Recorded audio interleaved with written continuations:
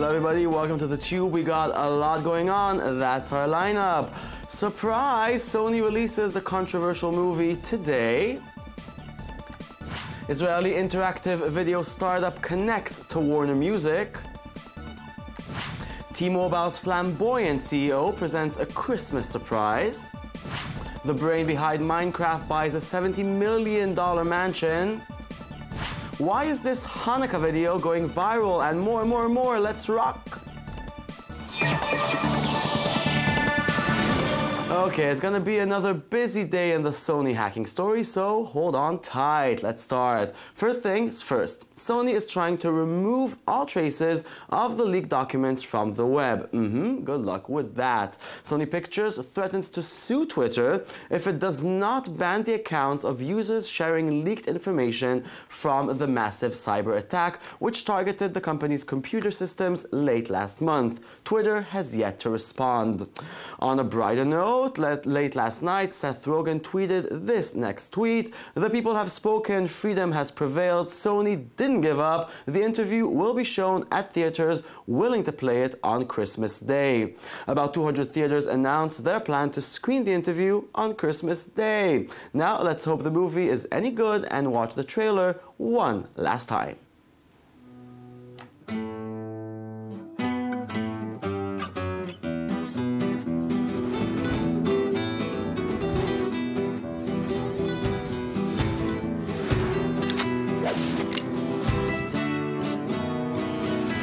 You are entering into the most dangerous country on Earth.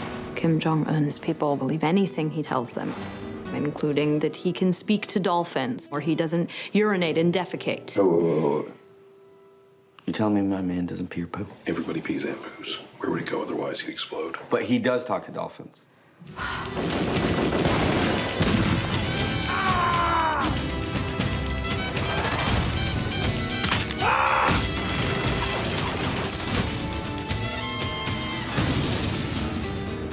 Two best friends stared each other in the eyes. They knew that this might be the end of the long road. And even though neither one could say it out loud, they were both thinking, "You want to go kill?" Looks like such a stupid movie. Okay, now, ever since President Obama decided to make his own statement on North Korea and the hacking to Sony Pictures, there's been one buzzword floating around, and that's cyber war. 2 days ago, North Korea saw that its global internet access was shut down for 9 hours by a mysterious attack, and there are countless reports on other companies getting hacked by small hacker groups. Has the cyber war really begun, or are we just on the verge of the future of wars? With us on the phone is Dr. Tal Pavel, cyber threats expert, to give us a little bit of perspective. Good evening. Hello, good evening. So, are we seeing the start of a state-sponsored cyber war? Is this kind of cyber war? Perhaps, since we do not know whether North Korea is behind this cyber attack, as well as we do not know is whether the U.S. is behind the shutdown of the North Korea internet 2 days ago. But to answer the question whether this is the first act of cyber warfare, definitely not. We remember the shutdown of the internet in Estonia, April 2007, for several days, which was caused by, it was pointed to Russian cyber criminals regarding the statue of the Soviet soldier in Tallinn, removing this statue. So is this the first act of cyber warfare between nations? Definitely not. By the way, this is not an act of cyber war. We have to remember that the breach was to Sony company, and it was not affected the infrastructure of a country, and it did not affect affect let's say, the electrical grid or the supply of energy and so on. Yeah, but it didn't yet. But the moment Barack Obama decided to be part of it, it seems like an official cyber war might start to begin between two countries. The first time it might be official. Yes. First of all, we have to discuss what is an official cyber warfare, since no one claimed responsibility to this action, not in the past and not in this case. So what is a declaration of cyber warfare? It's a very interesting question. But is this can be a trigger to a cyber warfare?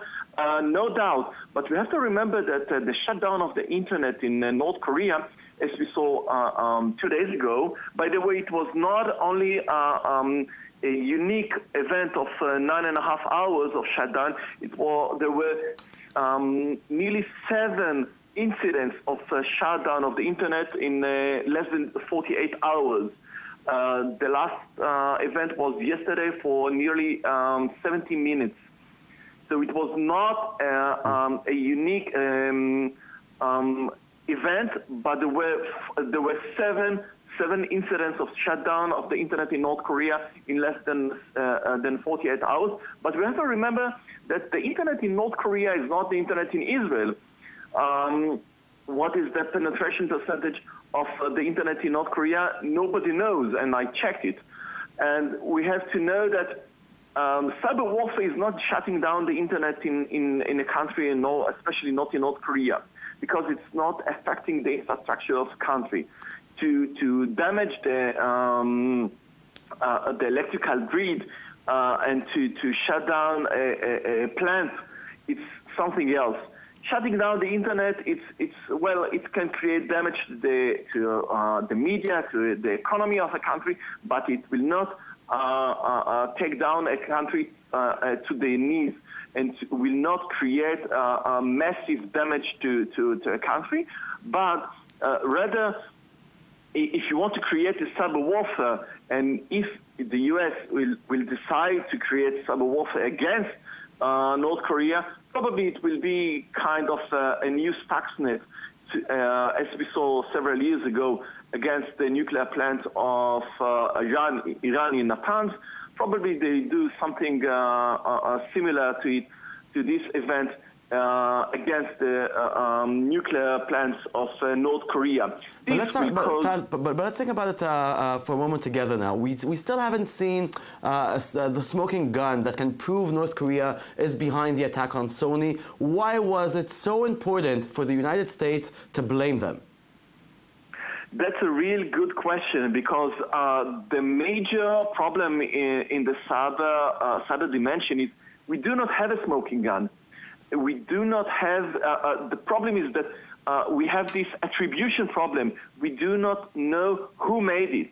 We can never know? Perhaps we will never know. We think that North Korea is behind this attack against Sony because they have the interest to do it. As well as we think that the U.S. is behind the shutting down of the internet in North Korea because the U.S. have the interest to do it. Mm-hmm. But we do not know, and perhaps we will never know. The same is regarding the Stuxnet that occurred several years ago. So well, let's there are talk publications. Yeah, I'm saying, because we have to finish shortly, let's talk a little bit about the future, okay? Do you imagine a future that wars are cyber wars that can start between two countries without firing one single bullet? Yes, of course. And as we spoke several minutes ago regarding the incidents in Estonia on 2007, April 2007, I definitely regard the cyber warfare and the cyber dimension as the new superpower tool, as a balance of horror between states that can create damage not far from the damage that can caused by nuclear devices, because by affecting the electrical grid of a country, you can create total damage to a modern country, even like North Korea, but especially computerized states in the modern world, which depend completely on computers and completely on cellular networks and internet. As you depend on computers, you are more vulnerable to attacks and to manipulation on those computer and those infrastructure systems. And yes, definitely I see it as a tool, not only for state, but also for cyber criminals and even perhaps for terrorist organization like Islamic State in the future, near or far future. Yeah, it's not surprising what you're saying, but still, it's kind of scary. Thank you very much, Dr. Tal Pavel. Yeah. Talk to you very soon. Okay, let's move on. Warner Music Group wants to make its music videos engaging and dynamic. To do that, the music label has partnered with Israeli interactive media company Interlude, and together they are funding Interlude Music. Interlude boasts a technology platform which allows creators, brands, and artists to create interactive videos in real time, resulting in a kind of choose-your-own-adventure style experiment experience. Recently, Interlude has done interactive music videos for Coldplay and Wiz Khalifa, beating YouTube version in viewership numbers. Warner hopes that the tech basis of Interlude may give them the advantage needed to beat Google's video network. Here's a glimpse from the latest Coldplay video, Rock On. So much it hurts.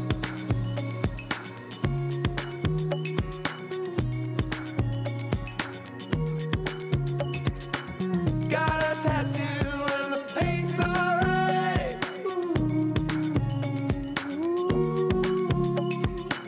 Just one way of keeping you inside. All I know. That's obviously not the interactive version. We cannot show you on television the interactive version, but it's really cool. You can choose what is going to happen there. It's really cool. Now, curved televisions and monitors are the latest trends in screen displays, but Vizio, at least, isn't very happy with that trend.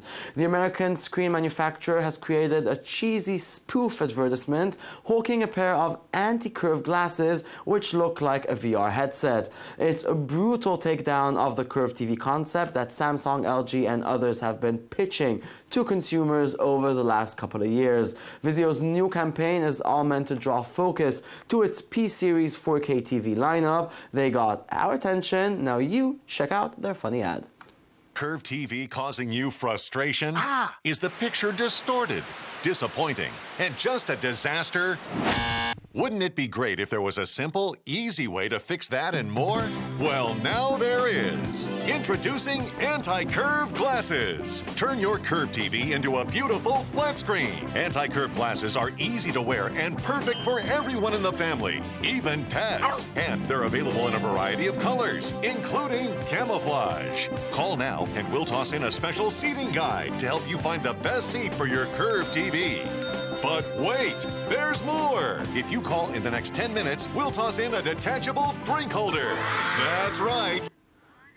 Snap. Okay, and another corporate trolling news. It seems the holidays bring the nastiest from corporations. It's no secret that T-Mobile CEO John Laguerre has a hobby of trolling his competitors. In the spirit of the holiday season, he decided to attack them further in a promotional video ad. With his legs crossed, book in hand, and fireplace burning behind him, Laguerre touted T-Mobile's third quarter results while bashing competitors and boasting the fact that he spends hours a day responding to customers on Twitter. Nice move. Every CEO should do exactly that. 'Twas the holiday season, but the carriers had no cheer. The uncarrier had them worried. 'Twas us they'd come to fear. Our Q3 numbers were posted with care. Fastest growth, fastest network, best service, all there. Haha. Now, back in September, everyone who is in the video game fan learned a lot about Minecraft after its founder sold the company that created the popular game to Microsoft for a stunning $2.5 billion.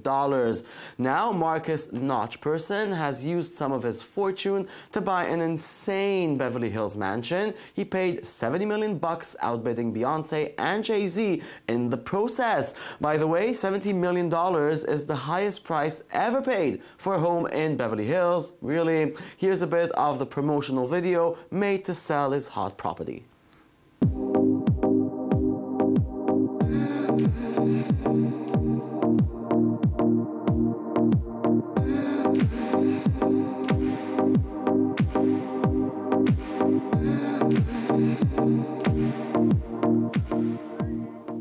Of course, someone already recreated the mansion in Minecraft, so you don't have to pay a dime to get a visit. Go get a visit.